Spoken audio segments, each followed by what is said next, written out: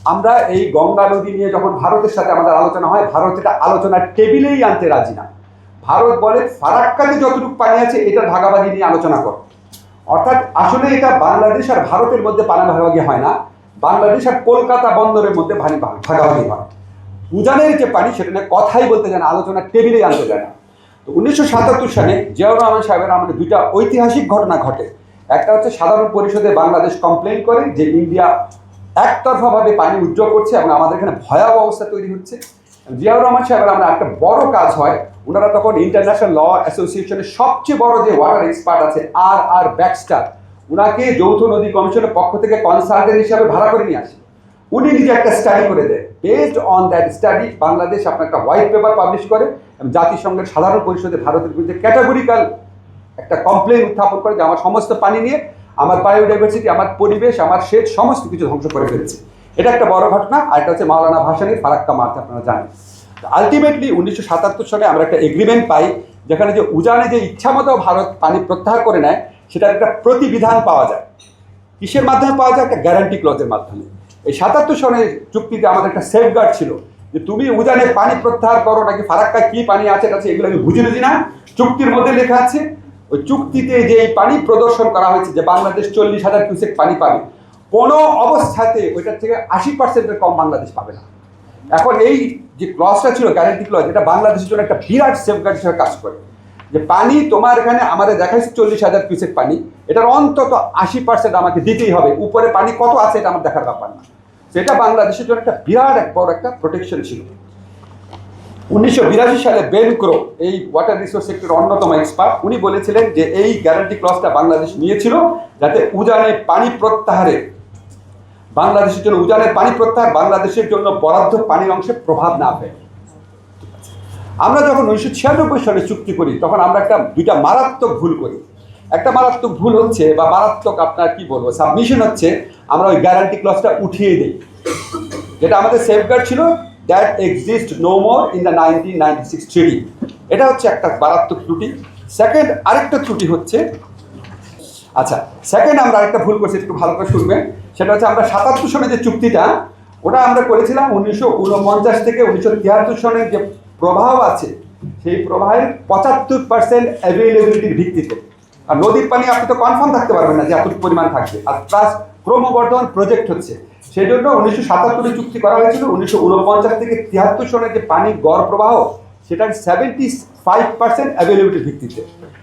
1996 একটা এই গড় প্রবাহের ক্ষেত্রে একটা অদ্ভুত বিধান করা হয়, বলা হয় যে না 75% অ্যাভেলেবিলিটি না, 1949 থেকে 88 সন পর্যন্ত পানির যে গড় প্রবাহ সেটার 100% প্রাপ্যতা হিসাব করা হয়।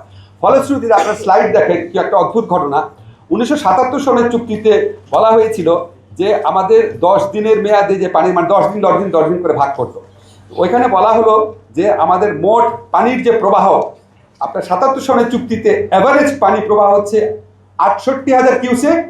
96 সনের চুক্তিতে পানি না কমে আরো বেড়ে গেল 77,416 কিউসেক। এটা কিভাবে সম্ভব? কারণ ভারত তো অব্যাহতভাবে উজানে খালি প্রকল্পই নিচ্ছে। অব্যাহতভাবে যদি উজানে প্রকল্প নেয় তাহলে 77 সন থেকে 96 সন থেকে পানি বাড়বে না কমবে?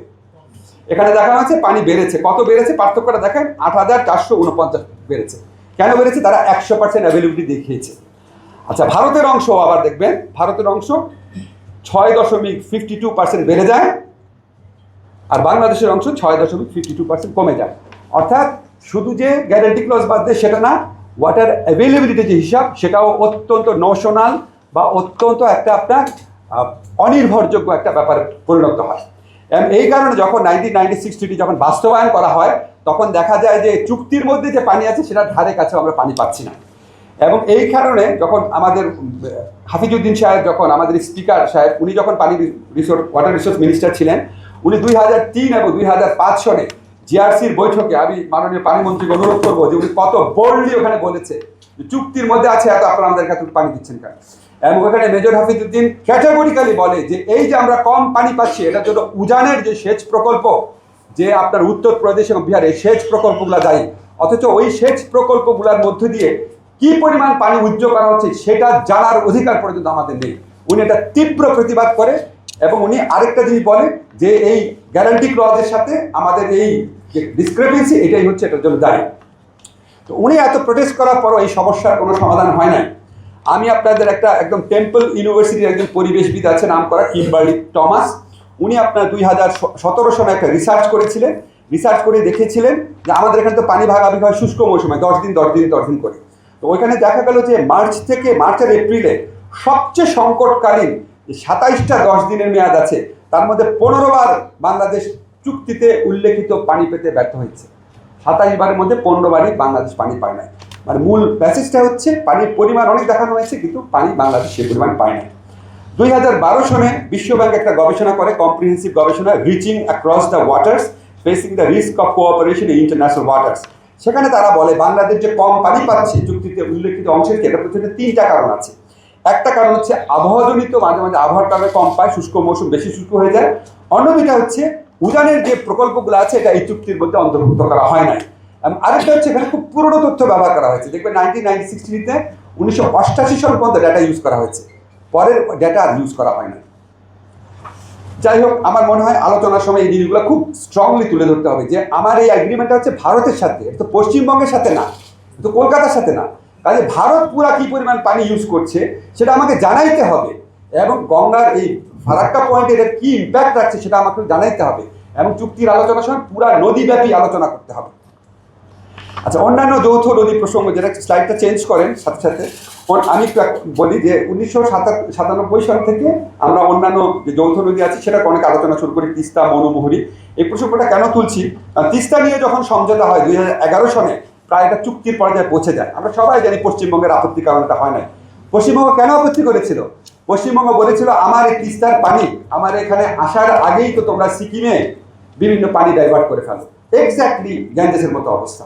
তুমি সিকিমের যে ওয়াটার প্রজেক্টগুলো আছে সেগুলি কেন বিবেচনা না, খালি আমাকে বাংলাদেশের জন্য স্যাক্রিফাইস করতে বলো কেন?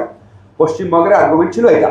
ইভেন ফারাক্কার ক্ষেত্রেও সবসময় পশ্চিমবঙ্গ বলতো যে আমাকে কেন স্যাক্রিফাইস করতে হবে, উজানের যে পানি সেটা কেন বিবেচনায় নাও না।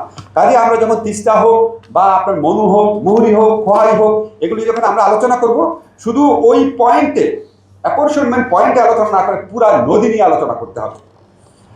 আর আপনার যে আমাদের 1997 যে ইয়ে ছিল, 77 যে এগ্রিমেন্ট ছিল, সেখানে গঙ্গার প্রবাহ বৃদ্ধির জন্য বললো যে শুষ্ক মৌসুমে যে পানিটা আছে এটা একটা পার্মানেন্ট সলিউশন করা যায়, এটা প্রবাহ যদি বৃদ্ধি করা যায়, অগমেন্টেশন অফ দ্য ফ্লো, কীভাবে? ব্রহ্মপুত্র থেকে পানি এনে। এটা নিয়ে 1977 এগ্রিমেন্টে, জিয়াউর রহমান সাহেবের আমলে যে এগ্রিমেন্টটা হয়, সেই এগ্রিমেন্টের মধ্যে একটা কনফিডেন্সিয়াল লেটার আছে, গোপন পার্শ্ব চুক্তি। সে গোপন পার্শ্ব চুক্তিতে বাংলাদেশ সবসময় চাইতো এই ধরনের প্রজেক্টে যেন নেপালকে ইনক্লুড করা হয়, আর ইন্ডিয়াতে তো না, কোনোভাবেই না। ইন্ডিয়া নেপালের সাথে আলাদাভাবে করবে, বাংলাদেশের সাথে আলাদাভাবে করবে, সে কখনোই নেপালকে ইনক্লুড করতে রাজি হয় না। কিন্তু ওই সাইড লেটারে প্রথমবারের মতো, এটা BM আব্বাস এটির বইতে আছে, আমার নিজের বইতেও আছে, এখানে উল্লেখ করা আছে, সেখানে একটা প্রস্তাব ছিল যে গঙ্গার উজানে নেপালে জলাধার নির্মাণ পরিকল্পনা বাদ দেওয়া হবে না। এটার ভিত্তিতে আসলে 3 দেশের মধ্যে আলোচনা হয়েছিল। আলোচনা হওয়ার পর নেপাল জানতে চেয়েছে যে আমরা যদি একসাথে একটা প্রজেক্ট করি আমার রোলটা কি হবে।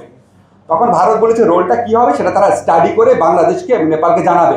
তারা এটা আজও আমাদেরকে জানায় না। তো আমাদের ফিউচার আলোচনার ক্ষেত্রেও নেপালে যে জলাধার নির্মাণে 3 দেশ মিলে সেই আলোচনার প্রসঙ্গটা আসতে পারে। আমার একটা প্রিয় গল্প আছে, এটা একটু বলি। সেটা হচ্ছে, ধরেন আপনি আপনার ফ্রেন্ডের সাথে একটা রুমে থাকেন, আপনার সাথে আপনার ফ্রেন্ডের একটা এগ্রিমেন্ট হলো। এগ্রিমেন্টটা হচ্ছে এরকম যে আপনার ফ্রেন্ড সকালবেলা যতটুকু ইচ্ছা তার নাস্তা খাবে, তারপর বিকালবেলা যতটুকু ইচ্ছা সে তার লাঞ্চ করবে, তারপর সন্ধ্যার সময় যতটুকু ইচ্ছা খাবে, রাত্রেও সে যতটুকু ইচ্ছা খাবে। শেষ রাতে যে অবশিষ্ট খাবার থাকবে সেটা আপনার সাথে ভাগাভাগি করার সময় সে অত্যন্ত ইমানদারির পরিচয় দিয়ে 50 ভাগ আপনার দিবে, 50 ভাগ আপনি দিবেন। সেটা মানেটা কি? এবং ওই সকালে কি খাইছে কে, দুপুরে কি খাইছে কে, বিকালে কি খাইছে সেটা জানার অধিকার আপনার নাই। এটাই হচ্ছে 1996 গ্যাঞ্জেস ওয়াটার ট্রিটি। আর 1977 গ্যাঞ্জেস ওয়াটার ট্রিটি ছিল যে তুই সকালে কি খাবি, বিকালে কি খাবি, দুপুরে কি খাবি আমার জানা দরকার নাই, কিন্তু আমার এই পরিমাণ খাবার তো দিতেই হবে।